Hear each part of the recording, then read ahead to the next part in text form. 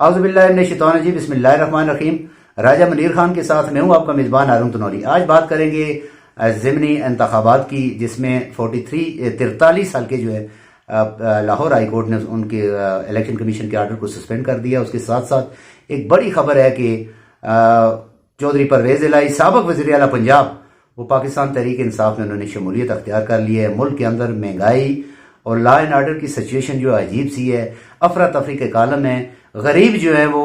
تقریباً ختم ہو چکا ہے۔ تو راجہ منیر خان صاحب کیا کہتے ہیں آپ؟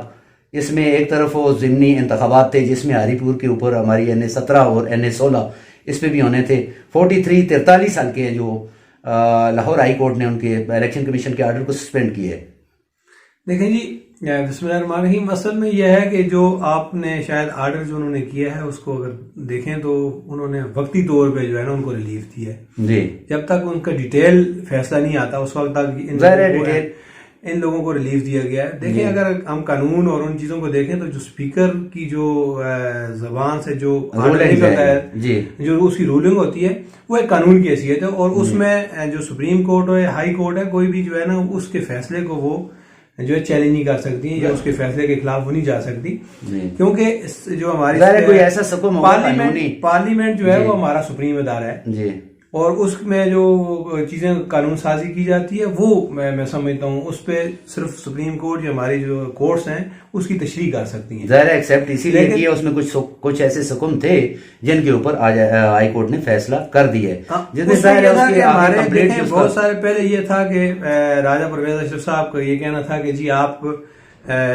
میں 1 بائی 1 لوگوں سے انٹرویو کر کے استعفے منظور کروں گا، پھر انہوں نے یکمشت ایک دم ہی جس طرح ان کے سارے استعفے ظاہر ہے اس میں کوئی ایسے حکم ہیں جس وجہ سے، اور شاید وہ چیز جو آئی ہے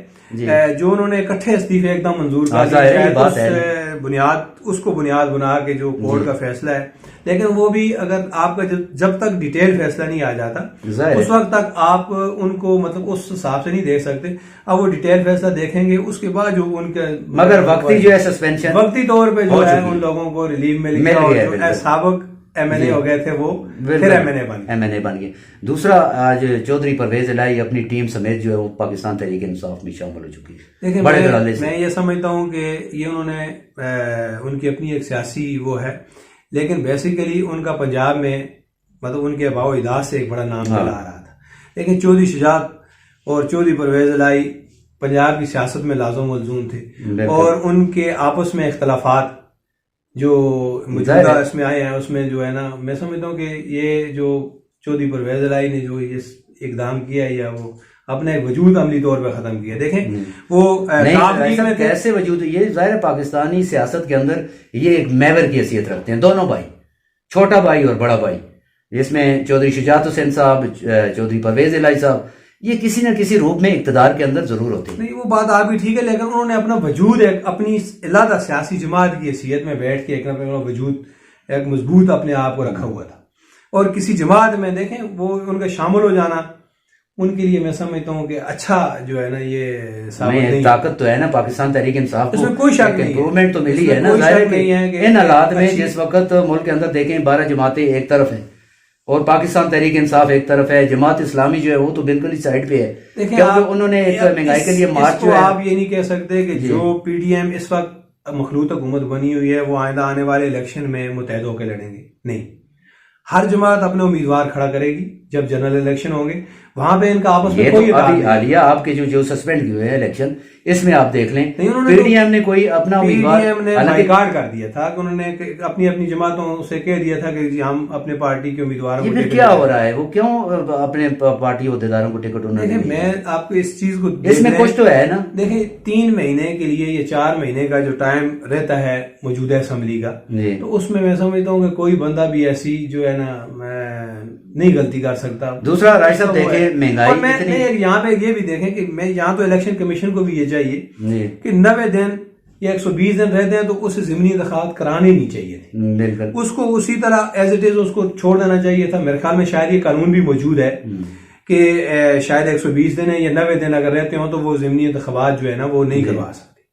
تو اس صورت میں انہیں ضمنی انتخابات کے لیے جو ہے نا آرڈر ہی نہیں دینا چاہیے تھا، اس میں وہ صاحب اسی قانون کو سامنے رکھتے کہ جی قانون یہ کہتا ہے. راجہ صاحب عوام کو بھی مختلف ایشو سے دیکھیں، جیسا کہ مہنگائی کا ایشو ہے، بہت مین اور میگا ایشو ہے اس وقت پاکستان کا. ہر مکتبہ فکر کے افراد جو ہے اس سے متاثر ہیں. بہت ظاہر ہے اس سے توجہ ہٹانے کے لیے الیکشن کا سٹنٹ جو ہے، کیونکہ ظاہر ہے ہماری حکومتیں جو ہیں وہ سٹنٹ زیادہ کھیلتی ہیں، عملی کام کے بجائے سٹنٹ ان کے 100% یہی بات ہے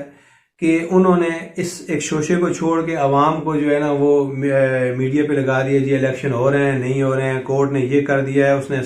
سسپینڈ کر دیے ہیں، اس نے بحال کر دیے ہیں. اسی پہ ہماری جو آپ کو پتہ ہے عوام جو ہے وہ اس کا کام ہی یہی ہے کہ وہ اپنے مسائل کی طرف نہیں، اس سیاسی مسائل پہ. دوسرا کیا سمجھتے ہیں خان صاحب کورٹ میں پیش ہوئے، آیا پاکستان تحریک انصاف کو ان موجودہ حالات میں ایک بوسٹ ملے؟ نہیں، آپ دیکھیں نا، اب بوسٹ تو ظاہر ہے پی ٹی آئی کا ایک مطلب اس کو آپ نہیں کہہ سکتے ایک اچھی مضبوط جماعت ہے، لیکن یہاں پہ اگر آپ نیب پہ چلے جائیں، نیب کے جو چیئرمین نے استعفیٰ دیا ہے اور نیب کے چیئرمین کے استعفیٰ دینے کے فوراً بعد ہی جو